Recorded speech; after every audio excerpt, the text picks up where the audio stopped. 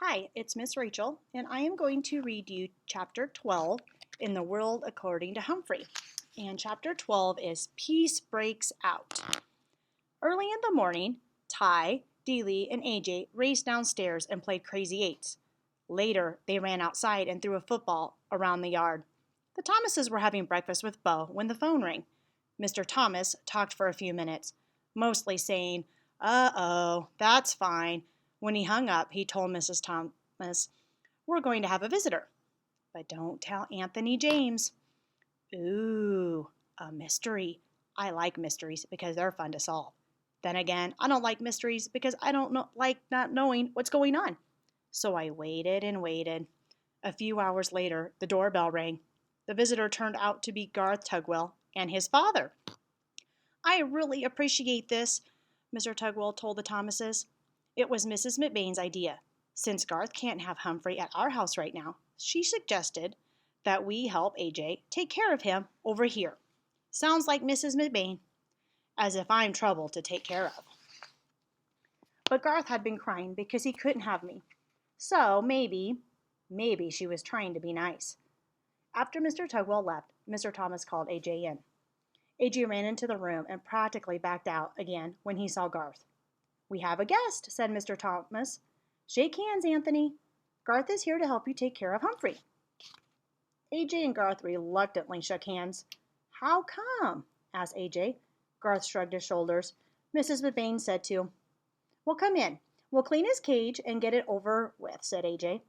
The boys didn't talk much while they cleaned the cage, but they started giggling when they cleaned up my potty corner.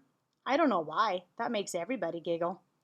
After they stopped giggling, they started talking and kidding around. They decided to let me out of the cage. So they took a set of old blocks from Deedley's room and built me a huge maze. Oh, I love mazes. When we were all tired of that game, AJ offered to teach Garth to play Crazy Eights, and then Ty and Dealey joined them in a game of goldfish. Nobody mentioned the TV. Nobody shot any rubber bands. Later in the afternoon, the kids were all outside playing football. I fell asleep until Mrs. Thomas came into the den with a broom and started sweeping. A minute later, Mr. Thomas entered. "What are you doing, hon?" "What does it look like?" "I'm sweeping." "You know, all the snacking we do in here makes a real mess on the floor," she said. "Bo's asleep?" her husband asked. "Uh-huh."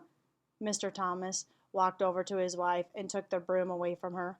"Then you sit down and rest a spell, hon. I'll sweep. Go on. Don't argue." Mrs. Thomas smiled and thanked him and sat on the couch. Mr. Thomas swept all around the outside of the room, even behind the TV. Oh, when he got there, he stopped sweeping and leaned down. "Well, I'll be," he muttered. "What's wrong?" asked Mrs. Thomas. "The TV is unplugged," he said. "It's unplugged?" He came out from behind the TV, plug in hand, and every puzzled look on his face. "But it couldn't have just come unplugged while we were sitting there watching. I mean, a plug doesn't just fall out," he said. "Plug it in, see if it works," his wife told him. Well, you guessed it. The TV came on as bright and loud as ever. "I don't get it," Mr. Thomas muttered. "But at least we don't have to pay to get it fixed." Mrs. Thomas stared at the screen for a few seconds, then glanced out the window at the kids playing happily outside. "Charlie, what do you say we keep it unplugged for a couple more days?" she asked. "We just won't tell the kids." Mr. Thomas grinned. Then he bent down and unplugged the TV. "Couldn't hurt," he said. We put down the broom and sat on the couch near his wife, and the two of them just sat there in the den giggling. Like stop giggling, Gail. Suddenly, Mr. Thomas looked over at me. "You don't mind a little peace and quiet, do you, Humphrey?" "No, no, no," I squeaked, and I promptly fell asleep. Things were a lot better when AJ, Garth, and I returned to room 26. No rubber bands flew around the air. Garth didn't trip anybody or make fun of anybody.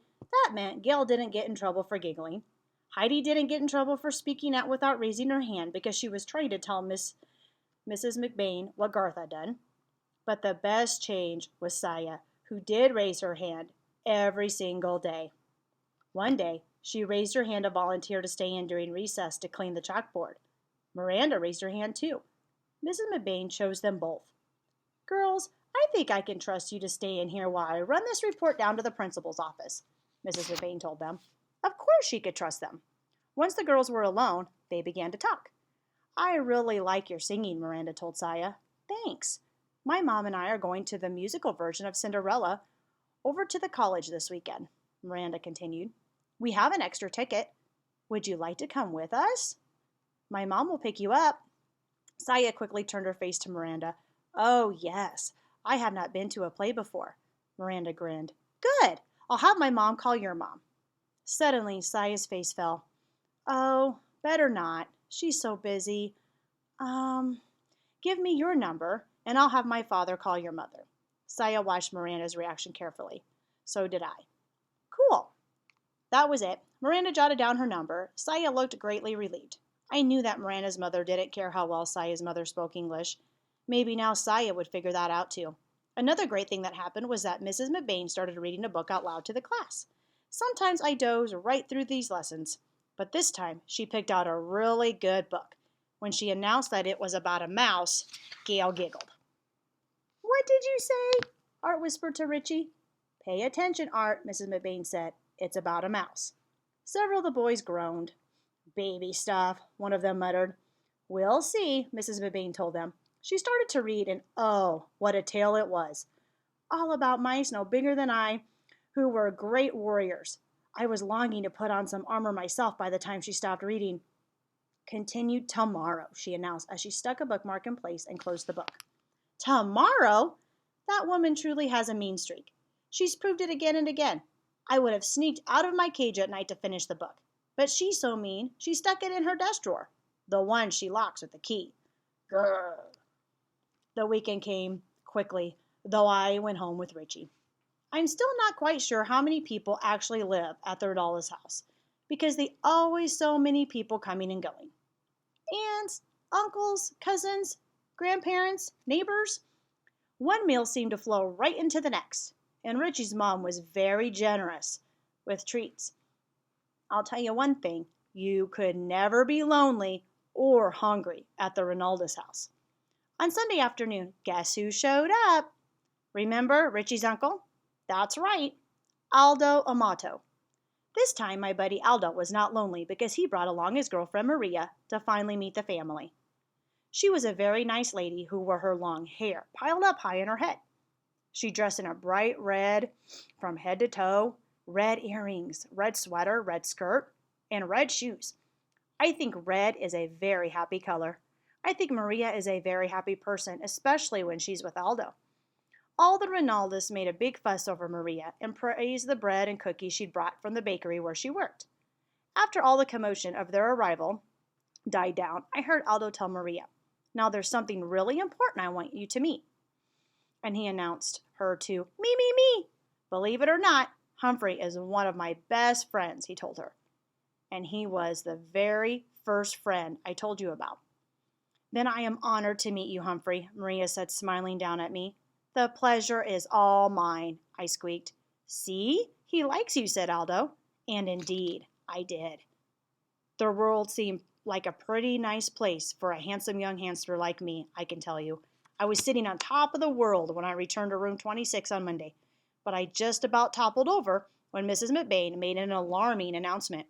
"Class, as you know, this is a short week due to Thanksgiving," she said. "And that means Humphrey will need a home for 4 days instead of 2. Now, who wants to volunteer?" You won't believe what I'm going to say. Not one hand went up. I actually fell off my wheel. Mrs. McBain was surprised too. "No one?" she asked. "Heidi, didn't you want to take Humphrey home?" "Oh, yes. But we're going to my grandma's house for Thanksgiving," she explained. "Art, didn't you ask for Humphrey last week?" Mrs. McBain asked. "Yes, but we're having all my relatives for Thanksgiving, and Mom says it wouldn't be a good time," Art explained. So it went. Every single classmate had big plans for Thanksgiving. Plans that didn't include having an extra hamster around. I was worried. I didn't want to spend 4 days alone in room 26. I worried all day Monday. I worried all day Tuesday. And I even worried more all day Wednesday. At the end of the day, Principal Morales stopped by to give Mrs. McBain an envelope. I think it was her paycheck, because she was especially glad to see him. "I have a huge favor to ask," she said. "Sure, Sue. What is it?" asked Principal Morales. He wore a tie with little turkeys all over it. "Could you possibly take Humphrey for the weekend?" I had my paws crossed that he'd say yes, but Principal Morales didn't even smile. "Oh, Sue, I'd love to, but we're going out of town for the holiday," he told her. "Another time I'd love to." "Another time wouldn't matter. I needed a place to go now." After the principal left, Mrs. McBain sighed and began gathering up her papers. Then she turned to me. "Well, Humphrey, it looks like you're going home with me for Thanksgiving," she said grimly. My fate was sealed. I was going to go home of the woman who had once vowed to get rid of me for 4 whole days, and frankly, I was worried I'd never come back. Tip 12. If you must leave your hamster with a caretaker, make sure that it is someone that you know and trust. Thank you. Hope you enjoyed the rest of the book. See you later.